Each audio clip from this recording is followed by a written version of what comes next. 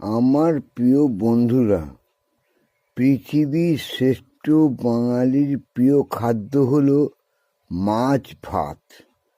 বাঙালি তাই মাছকে এতই প্রিয়ভাবে মনে করে যে বিভিন্ন পশু পক্ষী জীব জন্তু ভূত প্রেত প্রত্যেকের নামে মাছের নাম সহযোগে রেখেছে, যাতে মাছকে বাঙালি সারা জীবন ভুলতে না পারে। মাছই ওদের প্রিয় খাদ্য ছিল, আছে এবং থাকবে।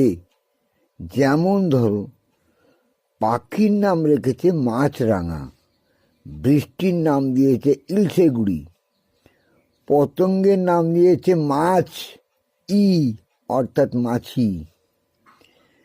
স্বভাবকে কি বলে জানো? ভাজা মাছ উল্টে খেতে জানে না। আবার কেচ্ছাকে বলেছে শাক দিয়ে আর মাছ ঢেকো না। জুতোর নাম রেখেছে বাটা, ভূতের নাম রেখেছে মেচো ভূত, ভিলেনের নাম রেখেছে মাছলি বাবা। মানুষের নাম কত কি রেখেছে জানো? রাঘব বোয়াল, চুনো পুঁটি, শ্বশুরে কই। আবার পাড়ার ছেলে মেয়েদের নাম রেখেছে ল্যাটা, ভোলা, তোপসে।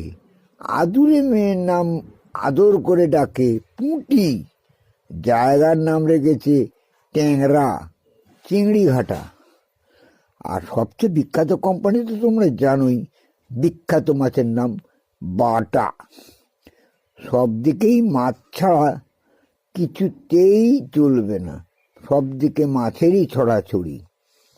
তাই যতই যাই বলো না কেন, বাঙালি অত্যন্ত সরল সহজ এবং আমোদে মানুষ, খাদ্যরসিক।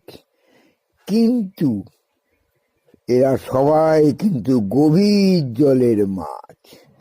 তাহলে তোমরা বুঝতে পারছো, বাঙালিদের পেছনে লেগে, বাঙালিদের সঙ্গে বুদ্ধিতে এঁটে বা বাঙালির চালাকিতে, বাঙালির সততায়, বাঙালির সমস্ত কিছু তাৎপর্যটায় পৃথিবীর কোনো জাতি এগিয়ে নেই।